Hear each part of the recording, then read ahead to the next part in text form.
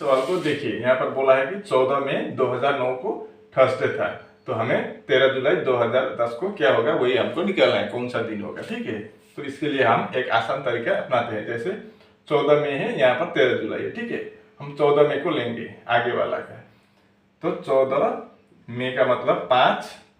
अब यहाँ पर 2009 की जगह पर यहाँ पर 2010 का बात पूछा है, हम 2010 लेंगे। यहाँ पर पूछा तो 13 जुलाई का है, लेकिन हम 14 मई का लेंगे, पहले वाला है।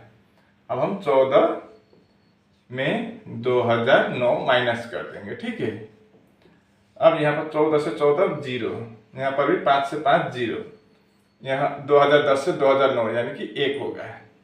एक हमारे लिए ये एक जरूरी होता है, बाद में देखिए।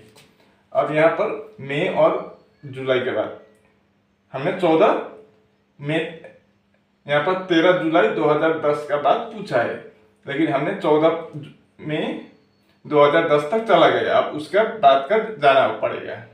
मई, ये मई है, उसके बाद जून और जुलाई। मई में कितना दिन होता है एक महीने में?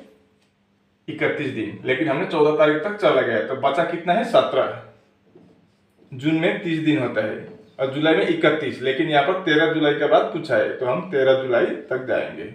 अब हम इसको 7 से डिवाइड कर देंगे। 7 से क्यों बोले तो हफ्ते में 7 दिन होता है, इसलिए हमें 7 से डिवाइड करना जरूरी होता है। तो 7 दूना 14, 3 17, जो रिमाइंडर होता है वो हम लिख देंगे या नीचे। ठीक है, 7 चौके 28, 2 30, 7 एकम 7, 6 13, तो 6 2 8, 3 11 और 1 12, टोटल 12 फिर बचा। फिर उसको हम 7 से डिवाइड कर देंगे, तो 7 एकम 7, कितना बचा? 5। ठीक है, अब हम क्या करेंगे? 5 को यहाँ पर 9 का बात बोला था, लेकिन हमको पूछा क्या का? 10 का, आने वाला का है, तो हम इसको प्लस कर देंगे। अगर पीछे का पूछा होता तो माइनस कर देते। ठीक है, ये आने वाला का पूछा है, 9 के बाद 10 का आने वाला का पूछा है, तो इसको हम प्लस कर देंगे। तो थर्सडे था ना 14 मई को, तो थर्सडे के साथ हम 5 दिन जोड़ देंगे, 1 2 3 4 5। तो थर्सडे के बाद फ्राइडे, सैटरडे, संडे, मंडे, तो ट्यूसडे होगा। तो आपका 13 जुलाई 2010 को क्या होगा?